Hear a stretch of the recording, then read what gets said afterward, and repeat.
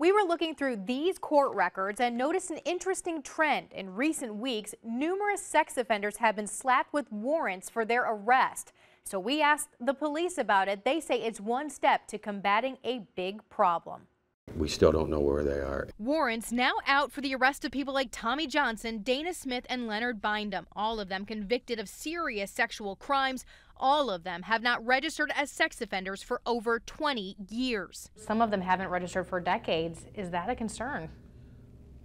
It's a concern on where they've been, okay? And if through our investigation, if we can see that they've been hiding, then it is a concern. I find this disturbing and alarming. In October, State Auditor Nicole Galloway said she was concerned law enforcement wasn't doing enough. Sex offenders are not registering as they need to every 6 months or 90 days, but then after that occurs, law enforcement officials aren't following up. Statewide, Galloway reported 1,200 sex offenders were non-compliant, but St. Louis City's percentage of missing sex offenders was among the highest in the state, with close to 20% non-compliant.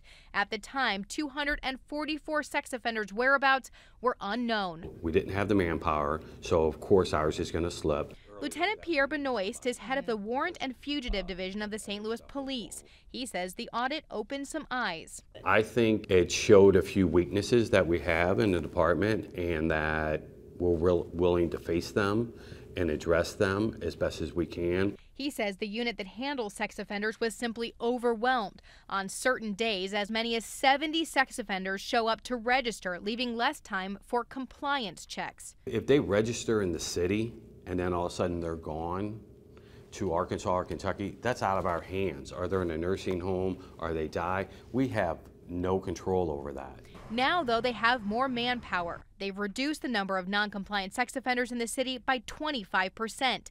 And since October 1st, they have applied for 104 warrants for sex offenders on the lam. There's going to be people who are going to have to face the consequences, but we're trying to get everybody to comply to get them back to following the rules. The whole goal, keeping people safe. The public wants to know who's living next door to them. Lieutenant Benoist says they have already had successful compliance checks, going door to door to verify sex offenders are where they're supposed to be. He says they will plan even more of those in the future.